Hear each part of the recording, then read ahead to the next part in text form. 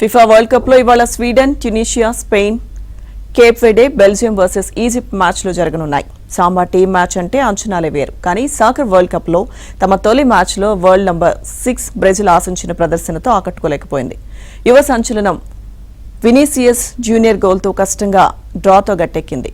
Group సిలో ఆదివారం top 10 జట్లైన Brazil, Morocco match 1-1తో ముగిసింది. ఇక వరల్డ్ నంబర్ 7 మొరాకో తరపున ఇస్మాయిల్ సైబర్ గోల్ సాధించగా 32వ నిమిషంలో జూనియర్ చక్కని లెఫ్ట్ ఫుట్ కిక్ తో సమన్ చేశాడు.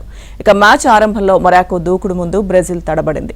ప్రత్యర్థి డిఫెన్స్ ను ఒత్తిడికి గురిచేసిన మొరాకో 21వ నిమిషంలో ఆశించిన ఫలితం సాధించింది.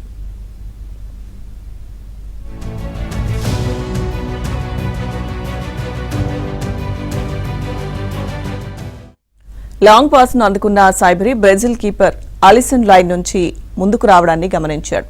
డిఫెండర్లు కూడా అడ్డు లేకపోవడంతో బంతిని టాస్ చేసి గోల్లో పడేలా చేశాడు. బ్రెజిల్ నిర్ఘాంతపోగా మొరాకో 1-0 ఆధిక్యం సాధించింది.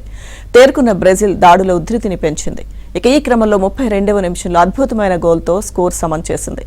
ఆ తర్వాత ఇరు జట్లు గోల్ కోసం తీవ్రంగా ప్రయత్నించినా సఫలం కాలేకపోయాయి.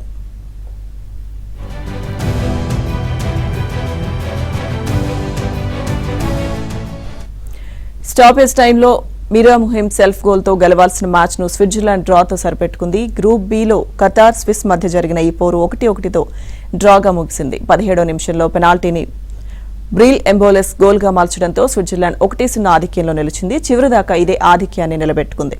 ఇక వరల్డ్ కప్ ను ఆస్ట్రేలియా ఘన విజయంతో ఆరంభించింది. గ్రూప్ డి మ్యాచ్ లో ఆస్ట్రేలియా 2-0తో టర్కీని చిత్తు చేసింది. మాజీ ఛాంపియన్ జర్మనీ వరల్డ్ కప్ లో అదిరే బోణి చేసింది.